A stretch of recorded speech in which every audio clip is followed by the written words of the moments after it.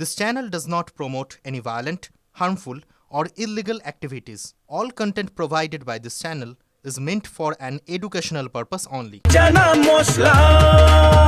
এখন ছোলা হোক বা বরবটি দানা, সাদা চানা হোক বা কালো, সব রান্নাই হবে অসাধারণ।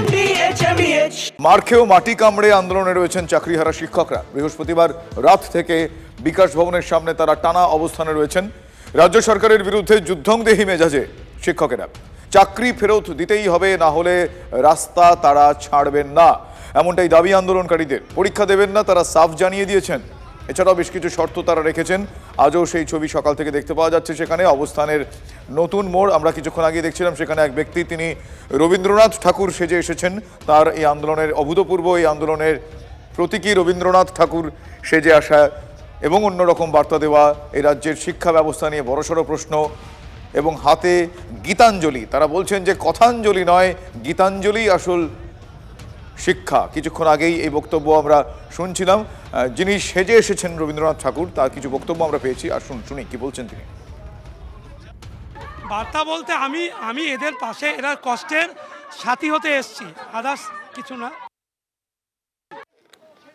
আমার সহকর্মী সৌভিক এই মুহূর্তে রয়েছেন। সৌভিকের কাছে আরো একবার যাবো। সৌভিক, তারা মাটি কামড়ে পড়ে রয়েছেন বলে বোধহয় কম বলা হয়। কি সিচুয়েশন সাম্প্রতিক তৈরি হয়েছিল, আমরা দেখেছি, সেই ছবি দর্শকদেরও দেখিয়েছি। আজ সকাল থেকে তারা কোন বার্তা দিচ্ছেন, কি বলছেন তারা, কতটা অনড় তাদের মনোভাব এখনো, একটু জানতে চাইবো বিস্তারিত।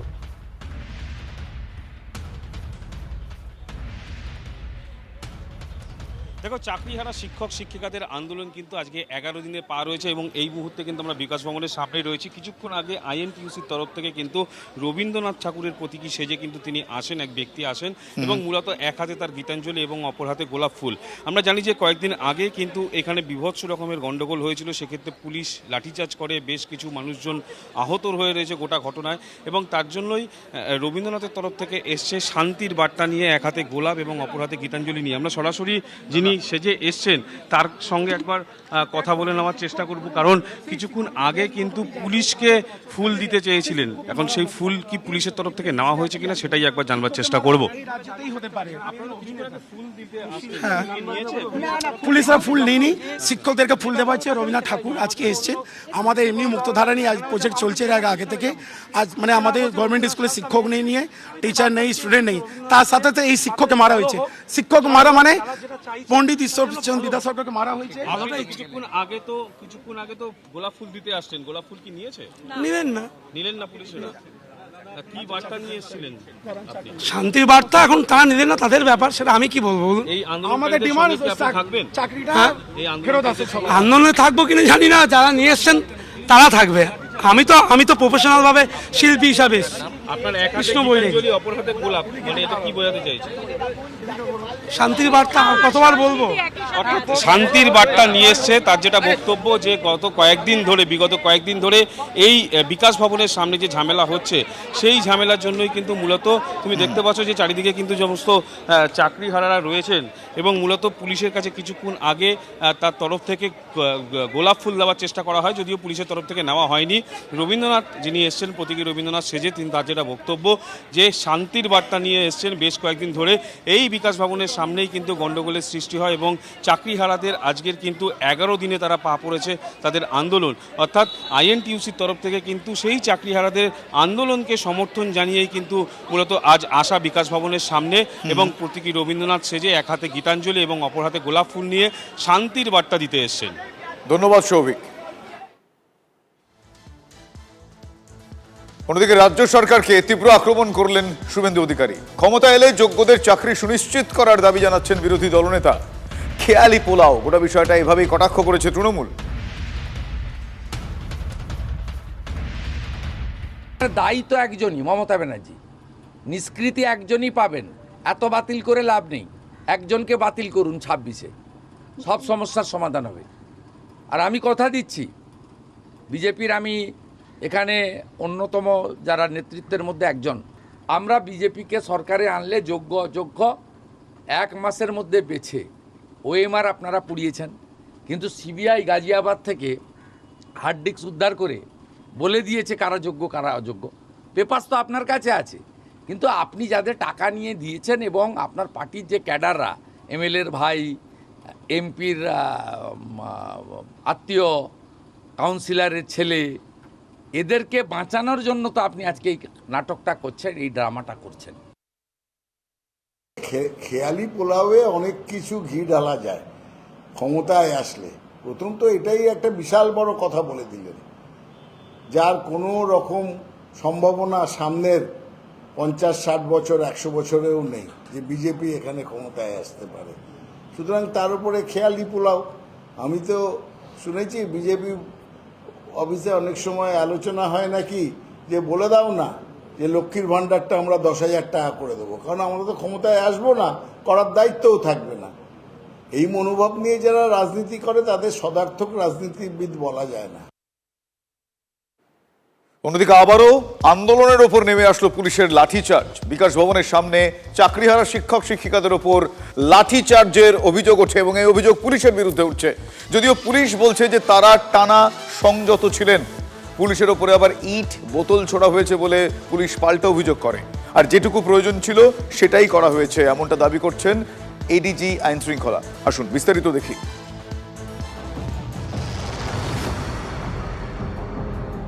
চাকরিহারা শিক্ষকদের অবস্থান ঘিরে বৃহস্পতিবার রাতে তুলকালাম কাণ্ড বাঁধে বিকাশ ভবনের সামনে। বৃহস্পতিবার সকাল থেকেই পরিস্থিতি গরম হতে শুরু করেছিল। চাকরিহারা শিক্ষক শিক্ষিকারা অবস্থানে অনড় থাকায় রাত বাড়তেই উত্তেজনার পারদ চড়তে থাকে। অভিযোগ, রাত 9টার পর শুরু হয় পুলিশের অ্যাকশন। আন্দোলনকারীদের ওপর পুলিশ লাঠি চার্জ করে বলে অভিযোগ। আহত হন একাধিক। চাকরিহারাদের অভিযোগ, তাদের শান্তিপূর্ণ অবস্থানে বিনা প্ররোচনায় লাঠি চার্জ করে পুলিশ। টেনে হিচড়ে তাদের অবস্থান স্থল থেকে সরানোর চেষ্টা হয় বলে অভিযোগ। অন লাইভ কিভাবে শিক্ষকদের উপরে নির্মম অত্যাচার করা হয়েছে, পাশবিক মার দেওয়া হয়েছে, যন্ত্রণায় কাতরেছে তারা হসপিটালে। থেকেই ধাক্কা খেয়েছি, মার খেয়েছি, চ্যাংদোলা করে বাইরে নিয়ে আসা হয়েছে। এটা যদি ন্যূনতম হয় তাহলে এরপর যে কি করবে আমাদের নিজেদেরই এবার চিন্তা করতে হবে। শুক্রবার সাংবাদিক বৈঠক করে বিকাশ ভবনের সামনে লাঠিচার্জ প্রসঙ্গে নিজেদের অবস্থান স্পষ্ট করে পুলিশ। এডিজি দক্ষিণবঙ্গ সুপ্রতিম সরকারের দাবি, বল প্রয়োগ করার কোনো ধরনের উদ্দেশ্য আমাদের ছিল না। যখন তাদের বের করার চেষ্টা করা হলো তখন পুলিশের ওপর ইট বোতল এলো এবং যারা বেরোচ্ছেন তাদের শারীরিক প্রাণ সংশয়ের ঝুঁকি থাকলো। আমরা নিরাপদে তাদের বার করেছি এবং এই বার করার প্রক্রিয়ায় যেটুকু বল প্রয়োগ করতে হয়েছে সেটুকু হয়েছে। পুলিশের দাবি, তাদের 19 জন পুলিশ কর্মী আহত হয়েছেন। বিশৃঙ্খলা করার জন্য চাকরিহারাদের বিরুদ্ধে পদক্ষেপ করবে পুলিশ। যারা এই বিশৃঙ্খলায় অগ্রণী ভূমিকা নিয়েছেন এবং ভাঙচুর করেছেন, উস্কানি দিয়েছেন, পুলিশকে মেরেছেন, সেই ফুটেজও আমাদের কাছে আছে। তাদের বিরুদ্ধে আমরা প্রয়োজনীয় আইনি পদক্ষেপ নিশ্চয়ই নেব। চাকরিহারা শিক্ষকদের উপর এর আগেও পুলিশের বিরুদ্ধে লাঠিচার্জ, এমনকি লাথি মারার অভিযোগও ওঠে। 11 এপ্রিল কসবার ডিআই অফিসে চাকরিহারা শিক্ষকদের আন্দোলন ঘিরে ধুন্ধুমার কাণ্ড বাঁধে। বিক্ষোভকারীদের উপর লাঠিচার্জ, লাথি মারারও অভিযোগ ওঠে পুলিশের বিরুদ্ধে। যারা মার খেয়েছে তাদের পাশে গোটা রাজ্যবাসী রয়েছে, দেশবাসী রয়েছে। প্রাণ থাকতে লড়ে যাব। নভেম্বর সাল 2022 চাকরি চেয়ে পুলিশ কর্মীর কামড় খেয়েছিলেন টেট উত্তীর্ণ চাকরি প্রার্থী অরুণিমা পাল। নিয়োগ দুর্নীতির প্রতিবাদে আন্দোলন মোকাবিলায় কলকাতার বুকে নজিরবিহীন অভিযোগ উঠেছিল কলকাতা পুলিশের বিরুদ্ধে। ওই বছরে 21শে অক্টোবর সল্টলেকের করুণাময়ীতে চাকরির দাবিতে মঞ্চ বেঁধে অনশন করেছিলেন 2014 টেট প্রার্থীরা। ঘড়ির কাঁটা 12টা পেরোতেই অ্যাকশন শুরু পুলিশের। চ্যাংদোলা করে আন্দোলনকারীদের তুলে দেওয়া হয় অনশন মঞ্চ থেকে। আটক করা হয় বহু চাকরি প্রার্থীকে। টেনে হিচড়ে তোলা হয় বাসে। কামড়, চিমটি থেকে ঘুষি, আন্দোলনকারীদের দমাতে কোনো কিছুই বাদ যায়নি। চাকরি হারিয়ে এখন পথে শিক্ষক শিক্ষিকারা। প্রতিবাদ, তাদের দাবি দাওয়া জানাতে গিয়ে কখনো জুটছে পেটে লাথি, পিঠে লাঠি, কখনো আবার মামলার হুঁশিয়ারি। কিন্তু চাকরিহারা শিক্ষকরা আন্দোলনের ময়দান ছাড়তে নারাজ। Bureau report, TV9 Bangla. অন্যদিকে প্রাইমারি চাকরি প্রার্থীরা তারাও তাদের হকের চাকরির দাবিতে পথে নেমেছেন। কলেজ স্কোয়ারে ধর্ণা অবস্থানের আজ দ্বিতীয় দিন, সেকেন্ড ডে। রোববার পর্যন্ত তাদের কর্মসূচি চলবে। প্রাথমিকে 50,000 শূন্য পদে নিয়োগের জন্য বিজ্ঞপ্তি প্রকাশ এবং স্বচ্ছ নিয়োগের দাবি জানিয়েছেন চাকরি প্রার্থীরা।